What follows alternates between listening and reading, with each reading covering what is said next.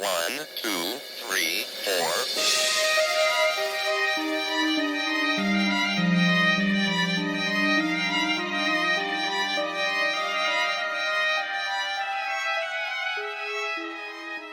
Hi guys, I'm Marie. And I'm Maddie. And we are here recording Bunker Talk. No, we're not. This is not. I'm just kidding. You have to leave that in there.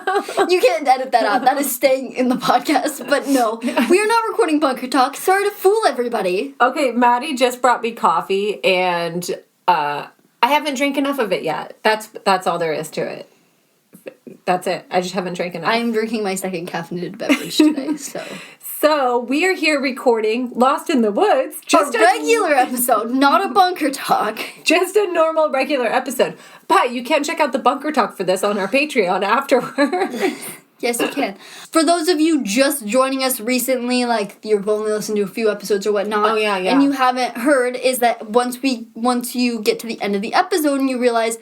Oh, why do I still have 20 minutes left on here? Weird. It's because if you listen to any other podcast, you get really distracted when you do podcasts and different things like that. Sidetracked. So every time we get sidetracked, instead of leaving it where it is, we put it to the end most of the time. So the people who just are tuning in for the episode and the information can have that, and then the people who also care about us acting like fools can also have that. Yes. And you'll also probably get to hear me mispronounce multiple things because... Multiple times every single episode.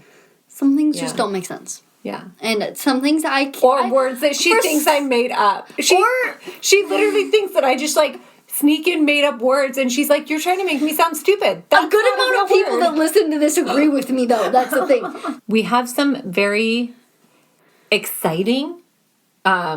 concerning, annoying news? Exciting for us, probably a little bit more annoying for you guys. We got our first ad. Yeah, so we got contacted about placing an ad on our episodes. So it's a mid-roll ad, so it's going to be one ad in the middle of the episode. So just get ready for that. But the ad actually is going to be rolling for our previous 5 episodes. So if you hear one of those episodes and all of a sudden an ad just bumps out, it's because we have no choice over that. So the first 5 are going to be kind of weird and awkward, and then this one will be the first one that has some sort of transition. I'm going to try to figure that out today. And if you don't want to hear the ad, go sign up for Patreon because you'll get ad-free episode. Woo. Also, Hiking with Hannah's coming out soon. Yes. Oh my gosh, you guys. I just really want to hype everyone up for this because it's fucking hilarious. Don't say fuck. This is our normal episode. Why can't I just drop one F-bomb? There's already 5 in this episode. Because it's freaking hilarious. You guys, it's so funny. It's really funny. You're going to enjoy it. It's hilarious. Today, we are bringing you the case of Aubrey Sacco. Which is a listener recommendation from Laura Niels. Yeah, thanks, Laura. So... It was actually really hard to find information about this case, I think partially because it is an older case and partially because it's a foreign case to us, so it's not local to us. But I was able to find this article in the Backpacker about it from 2014 written by Tracy Ross that was really, really good. She got a lot of feedback from the family on this article, and she even traveled the path of Aubrey, which is so cool. Definitely something that we would want to do, but it's a really good article. So you can find more information about it in there. So, we do apologize. This episode takes place in Asia, where we are not familiar with the language and the words. We did look up literally everything we possibly could that we didn't know how to pronounce. But, like what's happened to us before, even looking it up doesn't really help us sometimes. It really just sends us in the completely wrong direction. Well, and also looking it up sometimes confuses us even more because we hear 3 different ways to pronounce something. So, just let us know if we got anything wrong. We would love to hear how you actually pronounce it because I have literally absolutely no idea. We did try our best on this. We do apologize. Hopefully you can still understand the episode, even with our awful pronunciations. Yes. Sorry for anybody from Nepal. We apologize so much. There are even some German names in this. We apologize. So, Aubrey Sacco, who is 23, also known as Glitter Girl. She loves yoga, traveling, she's an artist. She also plays the violin. Aubrey was traveling in Asia, and she had been doing so for about 5 months. Jealous, I want to go backpack through Asia. Oh, you're going to want to even more when we're done. Well, kind of. There are things that will make you want to go more and things that will make you want to go less. But there's some pretty cool things going on in Asia. So she kept in constant contact with her family throughout her entire trip. When she arrived in Nepal, she was nearing the end of her post-college adventure. So she finished school and decided to take this adventure through Asia before getting a job, which I think is so smart. I will be doing traveling, but not because of a gap year and not because I finished school and not because I'm about to go to school. Yeah, all of those things are like a recipe for going missing. Pick like just a random time in your life that has nothing to do with like a bookmark of any kind. Yes. So she had followed the unbeaten path her entire trip. In Sri Lanka, she had searched for octopus in the Indian Ocean with a boy that she had a crush on. She had later volunteered at an orphanage and studied yoga in sweltering India. After that, she escaped the heat and traveled to Darjeeling, India. It was there that on a hostel rooftop that she saw the Himalayas for the first time and decided to visit Nepal. A 2-day journey to Kathmandu, a day renting gear, and a 7-hour bus ride to the trailhead, and she was there. How cool is that you're just on a hostel rooftop and you're like, look at the Himalayas. I think I'll go there. Like, are you kidding me? That's amazing. Oh, yeah, that you were just like on the rooftop and you're just like, yeah, I want to go there. Yeah. And so you just go. So her friends and family admitted that Asia seemed to change her. The party girl that she once was seemed to calm and dissipate. Okay, so her future sister-in-law did talk to her while she was in Asia, and she told her that she didn't need to party anymore, and that she just didn't need all of that to feel energized and happy. Yeah, so it sounds like it was kind of calming her down and kind of settling her in and things like that. Yeah. Seemed to be making a positive change for sure. So when she called and told her mom that she was planning a solo hike or a solo trek into Langtang, her mom tried to talk her out of it.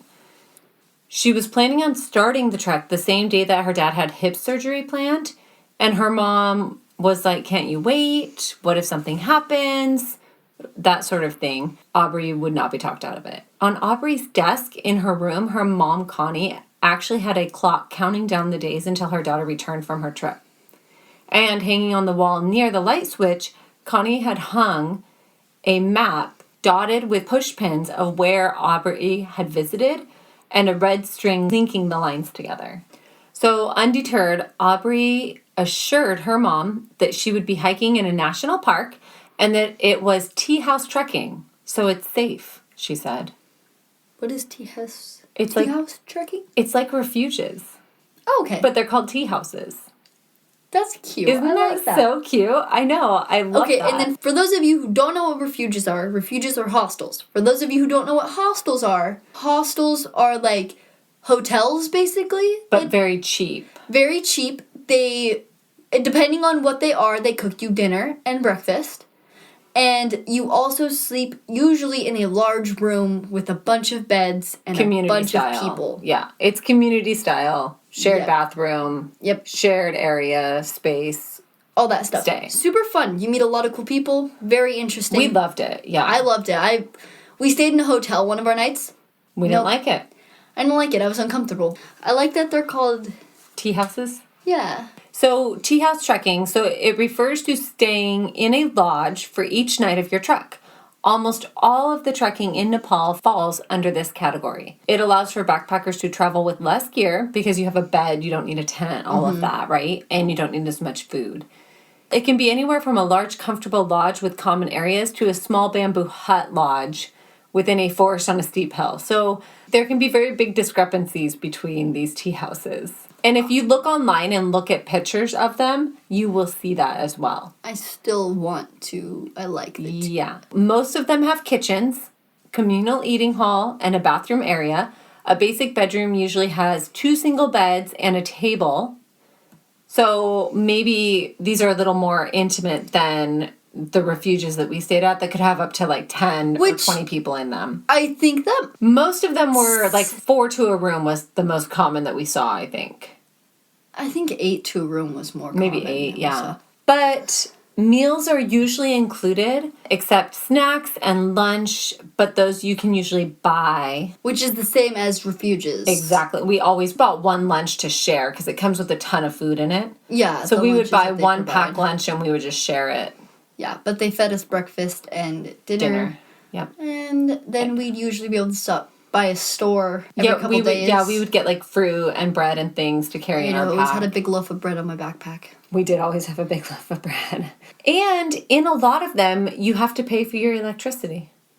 Huh. Yeah, isn't that interesting? I wonder how you pay for it. How does that work? So it was on April 21, 2010, that Aubrey set out for her week-long solo hike. So she was planning on doing a week in Langtang National Park, Okay. which, as we said before, is in the Himalayan mountains. So Langtang National Park has begun to gain in popularity as the years go on. It is just north of Kathmandu and is less crowded, easy access alternative to Everest. Trekkers can take a week-long journey up the Langtang Valley and climb toward the Tibetan border and the towering Himalayas. There are bright-colored tea houses along the way and is also cheap beds, lentil soup, meat and cured vegetables along with dalbat, which is all you can eat rice. After hiking, any of that sounds Delicious. fucking amazing. I know, it does sound. I mean, it sounds good right now, if I'm honest. I'm kind of hungry right now. But, like, actually. imagine hiking and then that's the meal that you... All you can eat rice. Sounds good to me. Now, one thing to know is that the U.S. State Department had an active travel warning for Nepal until 2011. Oh, cool. However, I did read that this was not commonly known by people traveling there for some reason. Why? Why was... If I'm it not. was a I'm not really travel sure. warning. Well, I don't know. Where do you go to get your travel warnings? I mean, I have no idea. Did we look up travel warnings for Europe? Nope, we didn't. No, we just heard what we would have trouble with. But yeah, so I mean, if the U.S. State Department did have a travel warning for Europe when we went there, how would we have been informed of that? I'm not sure. Are you informed of that when you buy your tickets? Is it just something you have to look up in a specialty place? Like, however this travel warning was out there, it wasn't commonly known about, Yeah.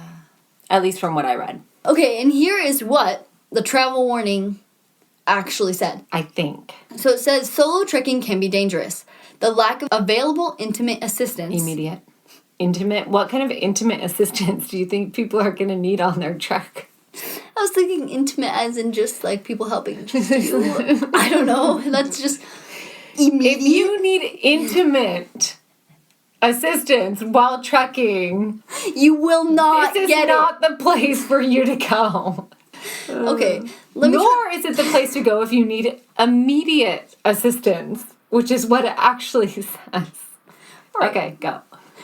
Okay, so it's immediate assistance. So, and the lack of immediate assistance has contributed to the injuries and deaths while also making one more vulnerable to criminals. Well, it's interesting, too, that they put in there, well, there's not immediate assistance if you get injured.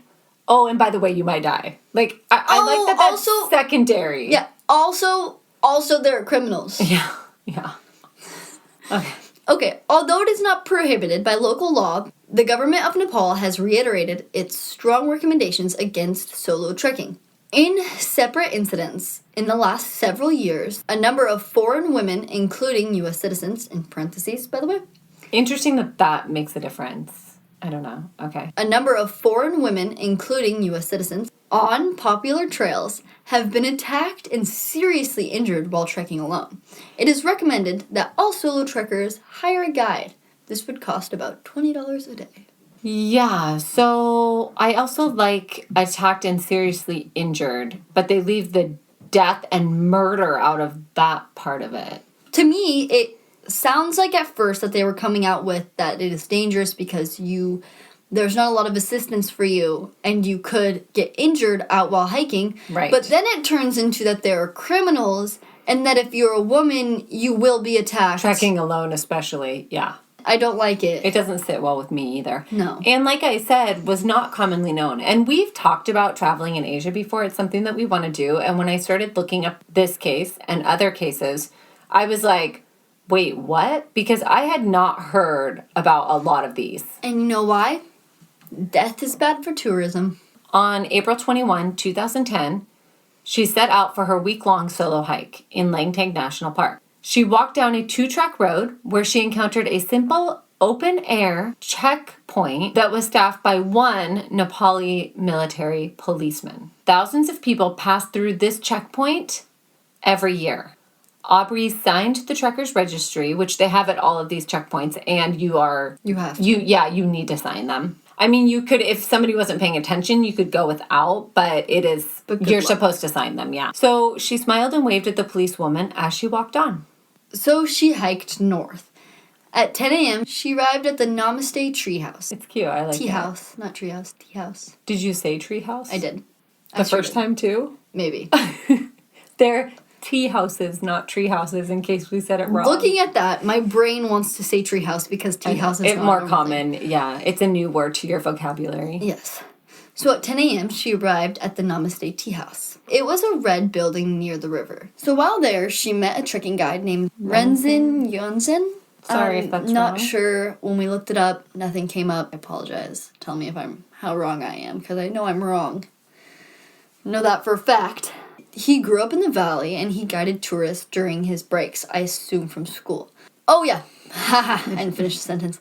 During breaks from his studies at the Kathmandu University. So the two seemed to really hit it off, and they talked for hours. He even gave her a book called Ethnic Groups in Nepal. So they were tired to separate rooms at the end of the night. So some even say that they may have shared a room for a bit that night. Yeah, only they know. So in the morning, they plan to meet up in Kathmandu in 2 weeks' time. Yeah, so when she's done hiking. So they said their goodbyes, and Aubrey went up while he headed down. Right, because they're going different directions at this point. Mm-hmm. So she headed up to where she would cross the Langtang River on a suspension bridge. Yeah, it actually does look a little sketchy, too. I looked it up. I take it.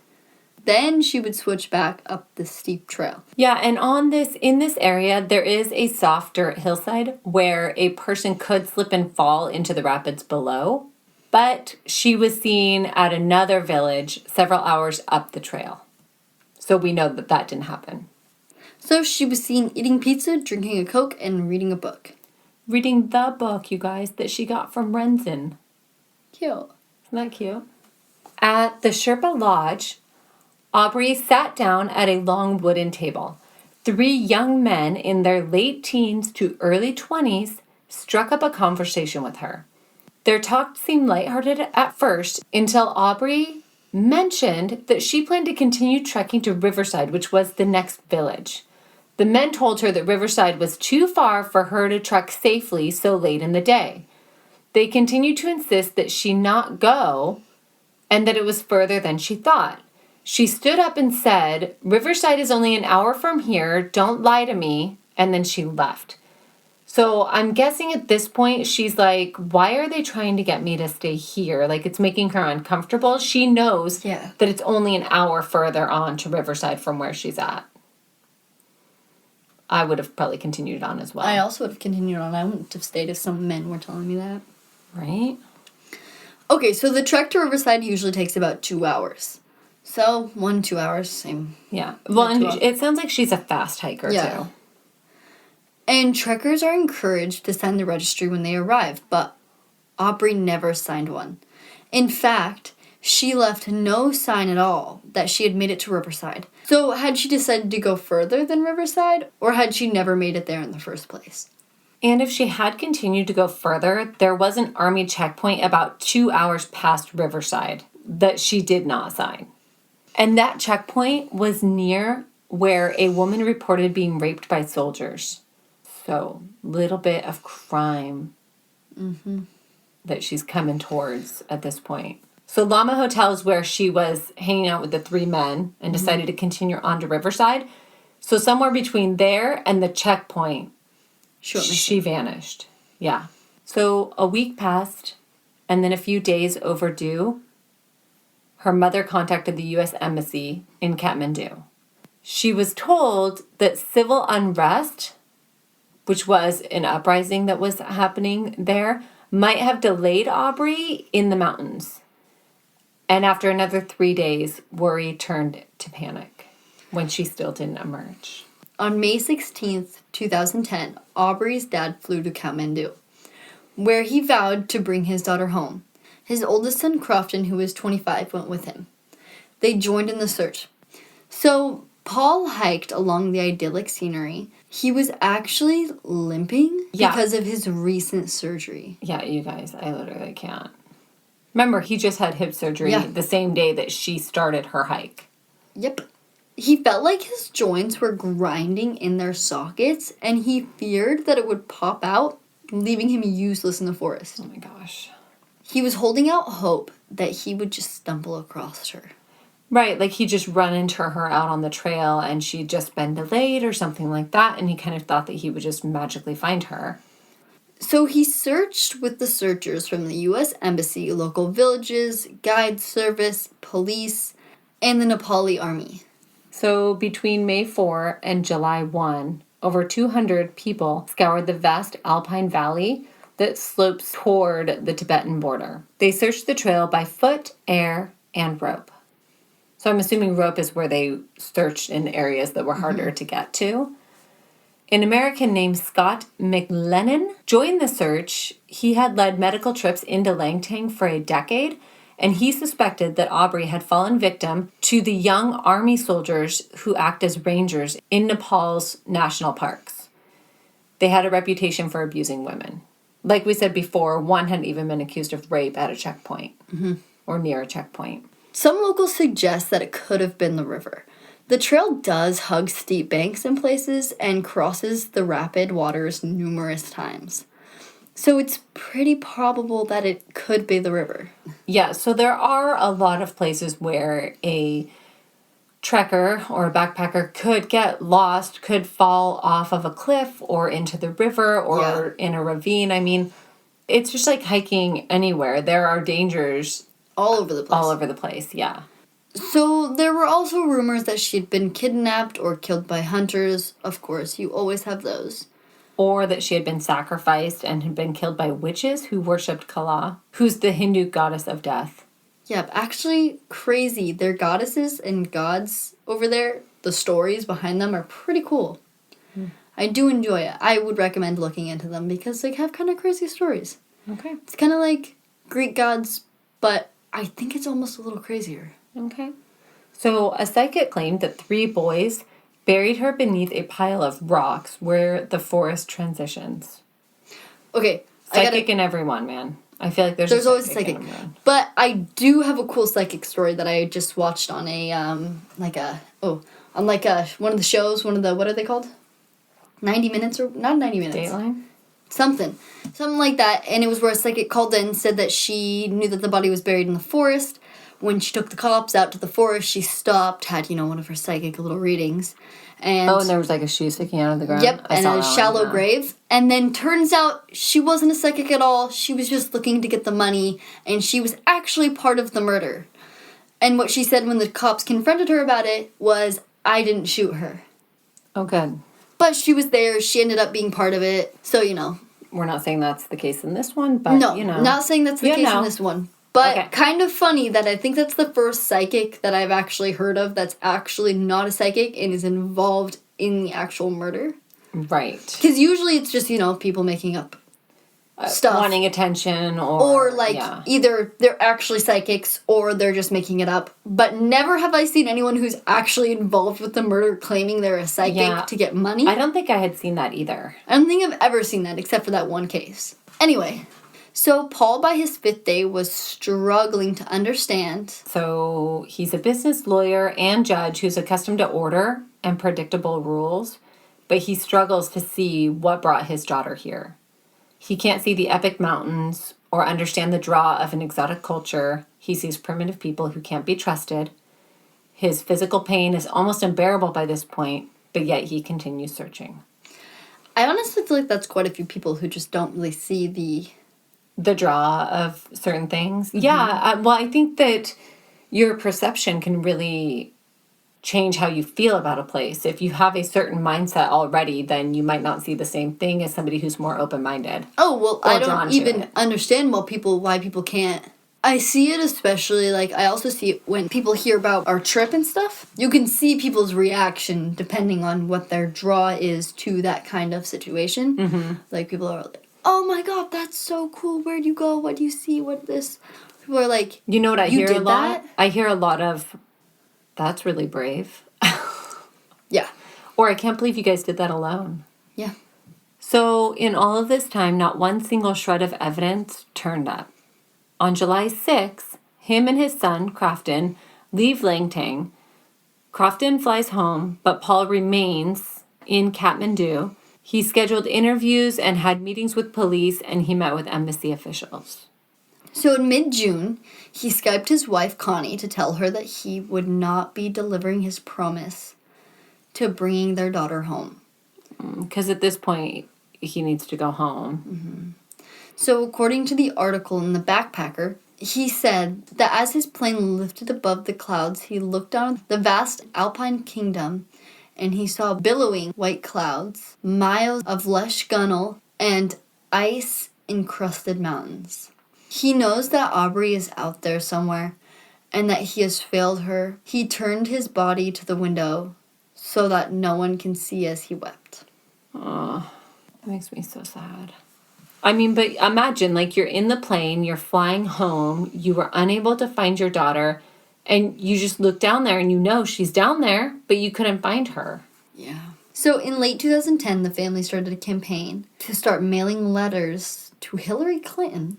Yep. This led to her getting involved and having the case looked at by government officials. Or somebody getting involved and having government officials. I mean, I don't know that Hillary Clinton opens her own mail. I don't know. But more than 8,000 letters were mailed. That is pretty impressive. That is pretty impressive. Okay, so in July 2011, Aubrey's dad, Paul, mom, Connie, and brother, Morgan, returned to Nepal.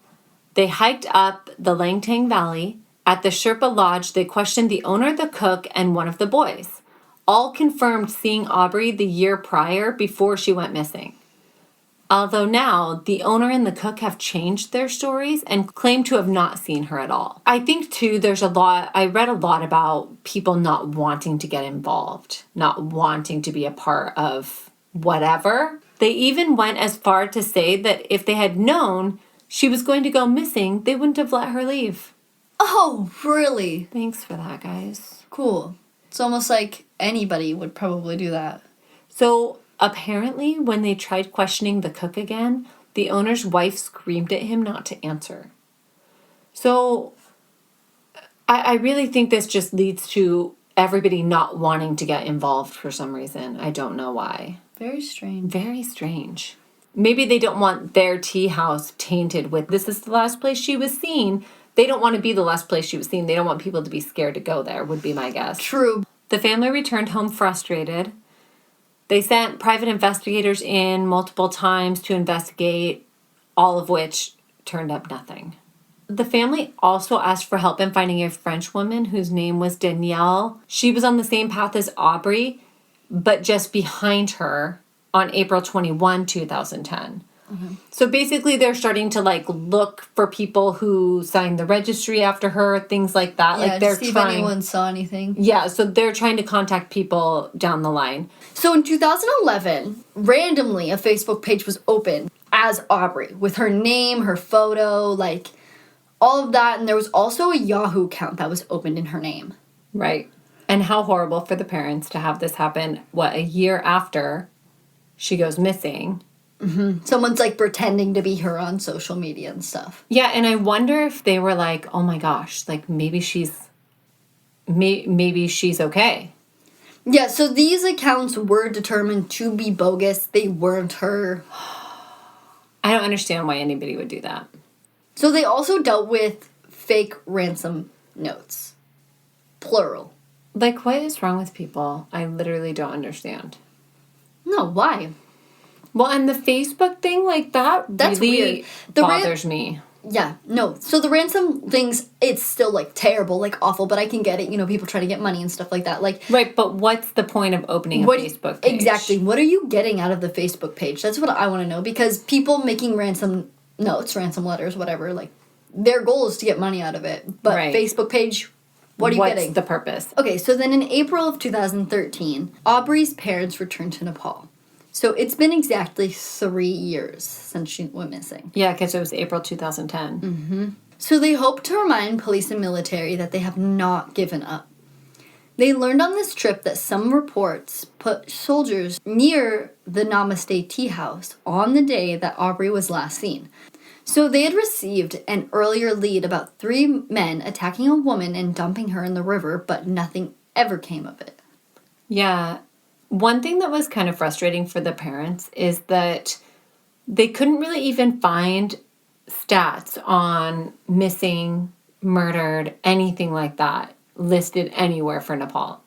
Death is bad for tourism, you know, because it really is true. Like, if you have a population that really heavily is supported by tourism, like, the last thing you want is for tourism to stop there, because that's... Yeah, no, I know. So her parents actually kept her cell phone live, like continued to pay for it so that they could call and hear her voice and even leave her messages. That's heartbreaking. Yeah, in that article in the Backpacker that I was talking about earlier, her dad said, "I almost don't want to say this, but I think there's a chance that Aubrey made herself disappear. At the time she left, she was very disgruntled with Western culture. She dreadfully did not want to live trapped in a life like ours. She'd been reading a lot of Osho, which is an Indian guru, and another spiritual leader, Moji. Moji says you have to leave your family to find true enlightenment. There's a chance she just traipsed off and renounced her old life, which is possible but hard to believe. If that did happen, I would forgive her, but our relationship would never be the same." He said he always loved her from her bows to her toes, even to the point where it might have hurt her brothers, he said. When you love someone so much, it's easier to believe that they left you rather than that they're gone forever. Yeah. So the real question is, could she have left? Yeah, so I don't think so. I can see why her dad wants to believe that. I can see why that's easier for her dad to believe than that she is gone or that somebody murdered her or that something happened, because she had a good relationship with her family. She kept in touch her entire trip. I just don't see, like, even if she was disgruntled with Western culture, even if she was reading these Enlightenment books and wanting to make changes, it kind of sounds like she was doing that mentally already with this trip and not necessarily needing to abandon everybody that she knew. Yeah. And she never made it to another checkpoint. So what, she's just living in the mountains between these two places? I mean, I don't know. I don't see it as a very viable option. Either. She also emailed her mom every day of her trip, and in her last letter to her dad, she wrote, "I love you, Daddy Pooh." She also recorded 3 songs for her dad before leaving home. So she had a good relationship with her family. Yeah. I mean, I'm not going to say it's completely impossible that she didn't walk away from her life, you know. I feel like that's never something that we can 100% dispute with a lot of missing people cases, is that you can't really say, like, You never know. You never know what might make somebody snap. Look at our Lars case. Like, nobody knows where he's at. No, and he did just run away. Literally run away. So who knows? I mean, you really don't know. Maybe she did abandon her life. Maybe she was really looking for that enlightenment. You know, she picked a strange place to disappear, though. I feel like she still would have... I feel like she would have written one last, like... goodbye. Emotional email to her family saying, "This is the journey I have to go on without you." And then I think she would have disappeared from there, not in the middle of this hike to this hike when she was expected back at a certain day and made plans in 2 weeks to meet up with that boy. It is true. I do think that she really just went missing. On July 31, 2013, the Saccos got a call from Don Lama, a Nepali man from Langtang, informing them that the police had arrested 3 men and they had confessed to killing Aubrey. This was confirmed by Patrick McNeil of the U.S. Embassy. According to him, an undercover Nepali police officer met a man who told him that he had murdered Aubrey. The officer befriended the man who later implicated the other two involved. It was reported that one of the men had Aubrey's camera and some of her clothing was found at a house of another. However, this doesn't end up panning out to anything. How? Exactly. I have They have no idea. her camera and clothing, and it was... Allegedly. I mean, I don't know. So on August 1, 2013, the family receives a call saying that the men are being released and had changed their story. They are told that the police don't feel like they have any basis for keeping the men. What? They've spent 28 days in custody. Is that not the craziest thing ever? He confessed to an undercover police officer, and then there was allegedly camera and clothing at a house. How is that not looked into further? Well, I think it was, but apparently it was either unfounded or they couldn't prove that the men actually killed her. One of the theories is that there was never a confession, that they were trying to shut down this case and they were trying to solve this case, and that these men were arrested regardless of who they were or what they actually did. And they're like, oh, we solved it. All's good. But 28 days later, they're released. So obviously they didn't have enough to hold them. Yeah. So I don't know. This bothers me. But remember, at the last hostel that she was at, she was sitting and talking to those three men. So Was it the same three men? I don't know. That's what I'm wondering. Interesting. The family does actually have a $25,000 reward in this case. It's a lot of fucking money. Well, I'm amazed. I just don't understand. All of these people changing their stories, changing their confessions. People are being arrested. People are being released. Like, how does nobody know what happened here? And what about these three men that she was talking to? So, according to the Associated Press, Aubrey's dad found her laptop and journal at the last hostel where she stayed. And this was according to a family friend, Eileen Berry. But can't be... Confirmed. I could not find any confirmation that that really happened. So we don't know if that actually happened. Not sure. It's only in this one article from the Associated Press. I couldn't find it in any of the family's conversations, interviews, nothing. It wasn't in the article that I read. She actually interacted with the family and retraced Aubrey's steps. So I just don't know that that's true. I think maybe whoever this Eileen Berry was misinformed, maybe. Yeah. Or it was something that she checked before she started her journey, which we've done before. So who knows? Because she didn't want to carry it. Yeah. So who knows? We're not sure. Maybe it's something she was going to pick up on her way back. Yeah. We don't know. It's weird to me, though, that the family doesn't talk about it, and we don't know what's in her journal, if he really did find it. Very strange to me. There's a couple other crazy cases that we're going to tell you guys about that also occurred in Langtang National Park. So in 2005, French woman Celine Henry and German Sabine Grunigli. So these two women, they vanished 5 weeks apart. And this is crazy. So both were last seen in Nagarjun, hopefully I said that right, which is a hiking park on the southernmost edge of Langtang Park. Celine, who was 31, signed the entrance register at the Nagarjun gate on September 3 at 12:05 p.m., but she never signed out. She had served in Nepal as a volunteer and had stored her luggage at Hotel Pilgrim. She had told the receptionist that she would be back by evening, but she never returned for her luggage. So on October 7th, her family did report her missing. Later, they did discover that her name was in the registry, as we said earlier, but she had never signed out. She'd only signed in. After press from the family, a French ambassador went to retrace her steps on October 16th. So a trekking guide had seen someone fitting Celine's description climbing the summit of Nagarjun on September 3rd.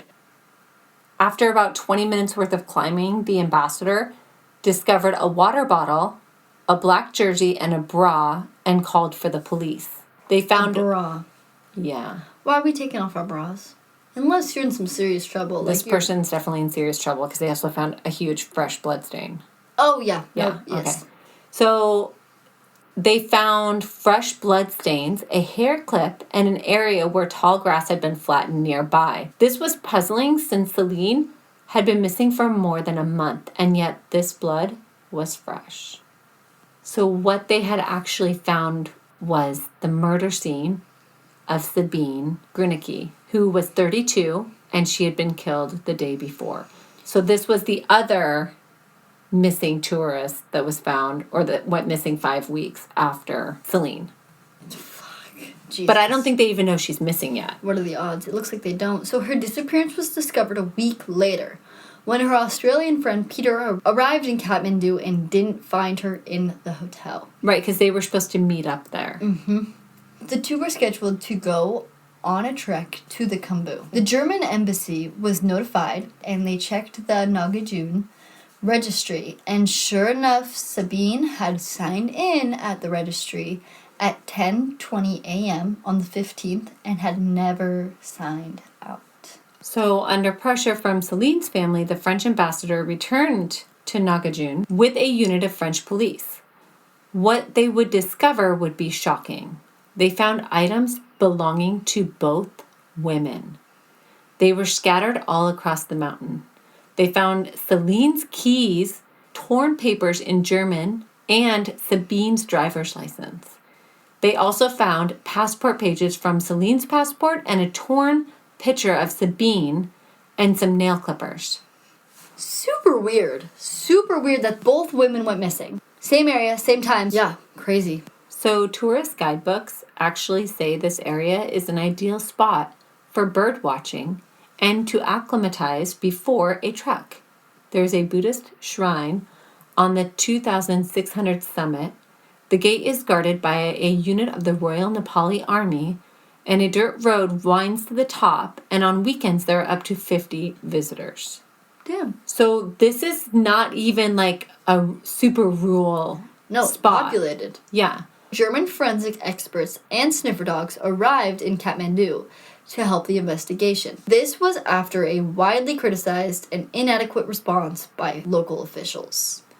Friends and family had been very frustrated with the slow-moving investigation. Which, by the way, seems to be the theme with anyone dealing with a crime, missing, or murdered person in this country, in Nepal. It seems like the wheels of justice turn even slower there than they do in other places, which I don't know why. It's like they don't even want to investigate them. Both disappearances happened on Saturdays, which is the busiest day. I'm pretty sure Saturday's the busiest day all over the world. I think everywhere. I will not hike on Saturdays. Let me know if you live in a country where Saturday is not the busiest day. Yeah, because here, you do not go hiking on a Saturday here. You don't go anywhere on a Saturday. We were just out in town driving around. My anxiety level was through the roof with the amount of cars that were all over the place. So it's Saturday right now that we're recording this, and it was madness. Okay, so both were European women in their early 30s traveling alone. Although the average amount of visitors on Saturday are around 50, on September 3, there were 150 entries due to a school outing that day. So remember, September 3 is the day that one of our women goes missing. And there were over 150 entries that day. Jesus. So how does this... Because this crime scene is not far from the trail. Yeah. Okay, I don't get it. So obviously finding these items belonging to both women suggested that they had a serial killer on their hands. These murders actually echo a string of murdered backpackers that occurred in the 70s by Charles Sawbridge. So like a copycat then? Maybe. I have no idea. It's very strange. That's that case. Sasismo Souflas, who was 27, went missing in Nepal. He went there for a friend's wedding in Kathmandu and to do some volunteer work. He was staying at a Hotel Tibet and left early on the morning of April 24th. He told the hotel he would return in a few days to collect his belongings, including a digital camera, mobile phone, credit cards, driver's license, and his diary. So his family reported him missing when he missed his flight home on May 15th. So his mother actually went to the airport to pick him up as planned, even though he hadn't checked in. He was last heard from while traveling into the Mount Everest region on the 24th of April. it was believed that he planned on heading to Everest Base Camp. He'd been staying at the Hotel Tibet and had never returned for his belongings like he said he was going to. His family refers to him as adventurous but responsible. Yeah. So he's still missing. Never picked up his belongings, never went home, nothing. And then on May 31, 2012, Debbie Mavu, who was 23, went missing. Debbie had set out on a 6-day hike to Gusekunda, a lake with deep significance To the Hindus. She was expected home on June 9, but never made it. On June 14, her body was discovered. Her left arm had been cut off and she was decapitated. Her head was found 13 inches away. She was discovered near a hiking trail in Langtang National Park. She had her camera on her along with about $100, and her underwear were also intact, so they don't believe rape was a motive. But initially, some locals tried to say maybe she fell, like it was an accidental death. Yes, because usually when I trip, my head falls off as well. Well, and not only that, but ends up far away. And then people are like, well, maybe animals did that. And people are like, and chopped off one of her arms? No. Very, very concerning. Also, her shoe was missing. Yeah. Well, and I feel like a shoe could go missing because of animals. And maybe the head could be moved. Foxes do really like shoes, by the way. Foxes and wolves, coyotes. They like shoes, probably They because they really stink. like shoes. Weird. Well, when I took my Super hiking weird. shoes off the other day, Delilah put her head into my hiking shoe. Oh, it was very cute. She just like shoved her entire head right in my mom's Well, foot. she could probably fit her whole body in there, but yeah, I was like, oh, get your head out of there. It probably stinks. Gross. Actually, I don't have very stinky feet. Well, so that is... The story of Aubrey Sacco. Yeah. Well, and I think the backpacker article that had the most information in it, it was called Gone Girl. That was the one by Tracy Ross. That's a good article if you want to go read more about this. I think that, to me, the most shocking part about these stories was that I had never heard of any of them. Not even one. A lot of people have gone missing there too. Like a good amount. It's kind of scary. But, yeah, that's our episode. Stay tuned for our being terribly distracted the next couple minutes of your life, if you want to listen to that. Yeah, remember we got real distracted, or I guess they don't remember because they're not going to know, but we got really distracted in the beginning of this episode. So, yes. So, yeah, tune in for that coming up, and we want to give a huge shout out to our new Patreons. Yes. Yes. So, what is it? Is this like our third week of having Patreons? It's amazing. Yeah, awesome. Thank It's you guys. amazing. You guys Thank are so amazing. much. I'm a little sad that we lost a Patreon, though. Yeah, Might cry about it. Somebody dumped us already. That was Like, quick. wow. Hey, I mean, I know you're get it. used to getting dumped fast, but I'm not used to that. Just kidding. Oh. It's gonna be the, I think I it's made the Marie Maddie sad. podcast once again. I'm sitting in the corner, gonna say Crying. nothing. Dear. At least my cat's sitting on my lap. That's true. But I am starting to think that there's a possibility that your cat likes me better. So, huge thanks to Shauna Smith. Welcome to Patreon. Thank you for having an easy name to pronounce. Also, James Hawkins, thank you for having an easy name to pronounce. And thank you so much for supporting us. And this next one, you guys, I literally don't even know how to even start saying this. Well, I know that it's Laura. Laura, yeah. It's not like Laura, like how we would pronounce it here or most other places. It's Laura. Okay, Laura, we're going to need you to plug your ears so you don't have to hear us butcher your name. How does the O with the little... I told you to look that up. Sorry, fuck, I got distracted. So her name, just so you guys know, has 1, 2, 3 little hyphen things over letters, which we don't have that in our language. But we looked up this name. It does not exist in anywhere for us to learn how to pronounce. Impostor. Nope, that's not it. That's not it. I don't even know how to say it. And I cannot do any kind of Icelandic accent I wouldn't even whatsoever. know where to start. Laura, let us know how badly we butchered that. Can you please just DM us you saying it or something? Yeah, Because thank you so much for supporting us. We really, really appreciate it. You guys are amazing. Thank you. Yeah, thank you. Thanks for listening, you guys. Go check out our Patreon if you haven't checked that out yet. Go follow us on social media at Lost in the Woods Podcast. Yep, like us on Facebook at Lost in the Woods Podcast. If you join our Patreon right now, you can get a sticker. You'll get a sticker, plus cool. you'll get a bunch of new things to listen to. Like, I'm talking like 30 plus things to listen to. Yeah, so check that out. And thank you so much for listening. We really appreciate you guys and hope everybody has a good week. All right, bye.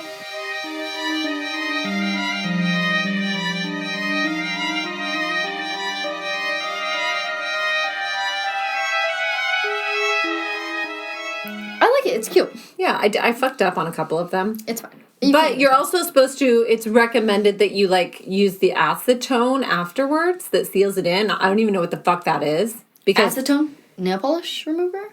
I don't know. Okay, so I got these, like, sticker nail things.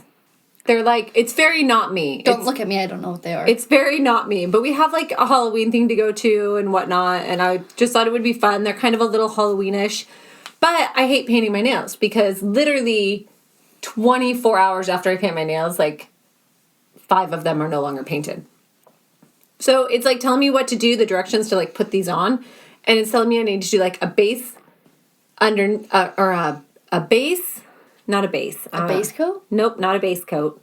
An overcoat? No, there's something that you're Top coat? No, it's not like What the fuck? I don't know. What is it? I don't understand. I don't know. It's something you're supposed to put on the bottom, and then you put the sticker on. Yeah, base coat. No, but it's not a base coat. They call it something else. Then what else are they gonna call that? I don't know. It's not called base. It's called something else. I don't know. But there's like 2 things that they assume that the average, it says on there after you apply the sticker to coat the edges with acetone. And I'm like, I don't know what else. I don't know. but on the front of the thing it says everything included that you need. Bullshit. And I'm like, bullshit. Bull crap. Like, I don't have any of these things.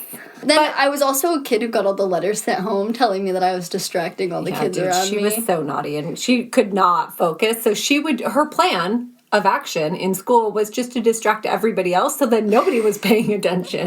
I got in a lot of trouble for that at school. That was like my number one thing on my report card was distracting others. Yep. But yeah, so... I do have another story that you can move to the end. Oh my gosh. Okay. So, I contemplated calling you at 3 o'clock in the morning. 3 o'clock in Yesterday. the morning. Remember, if you need to call me after you know I'm in bed, you cannot FaceTime me. You have to call me or the call won't come through. Okay. I'll remember that. Because But, my phone's on Do Not Disturb because I don't want all the group messages. but I contemplated it at 3 a.m. this Do I morning. want to know why? So I was house sitting last night, and I'm there by myself. It's probably like maybe 1 by the time I go to bed. So I have both dogs in the bedroom. Mm-hmm. I'm sleeping, normal. I think The Office was on, so I had something on the TV. Hey, that's what I watched last night too. Yes. What episode And then- did you watch? Oh, I don't remember. I'm somewhere in season 2 right now because I just restarted the whole thing. I think I'm on season 2 as well. What episode did I watch? We last are night? Office watchers, where I will literally just watch The Office in my downtime no matter what. It's really good to fall asleep to. And when I want to just go to sleep and just watch something mindless, I watch The Office. I could probably tell you what happens in every episode of The Office confidently. We quote The Office all the time as well. I could literally, I've never met anybody that knows more than The Office. So, anyway, I'm laying there, I'm sleeping, and then I hear the little dog. There's a little dog and a big dog. Little dog at the door, scratching. The little dog starts pouncing. Pounces on the corner of the door, which wakes me up, and then he barks. Then the big dog starts barking, but, under her breath, like a... Yeah, but, short and under her breath, what they do when someone opens the garage. Although she's probably, or the big dog's probably just responding to the small dog at this Which is what I'm point. thinking. Yeah. But it's 3 a.m. I'm what the... I'm in this house by myself. It is a pretty big house, too. I like that at 3 a.m. you're going to call and wake me up and be like, Mom, what should I do? Instead of calling the police. Well, my thought process was, in case I was going to panic, to call you. Or in case you were just like letting your imagination run wild. Or Yeah, and for you to witness as I search the house just to make sure, and if something does happen to me, then you can dial 911, and then hopefully first responders would get there before I died. Perfect. But Great. I don't know. And then I just was like, you know what? I'm not investigating this. I'm going back to bed. So I yelled at the dogs and then went back to bed. Well, I mean, And that, did you cover yourself up with your blanket like it was going to protect you? No, I just rolled over. Okay, because in scary movies, people are always like, you know, or like it makes us feel better to have our blanket, like that's going to protect us from anything. I just rolled over. We're done. Well, that's it, folks. 46 minutes. I'm done. This is your full episode. We're leaving everything in. You get no case today, actually. Nothing this week.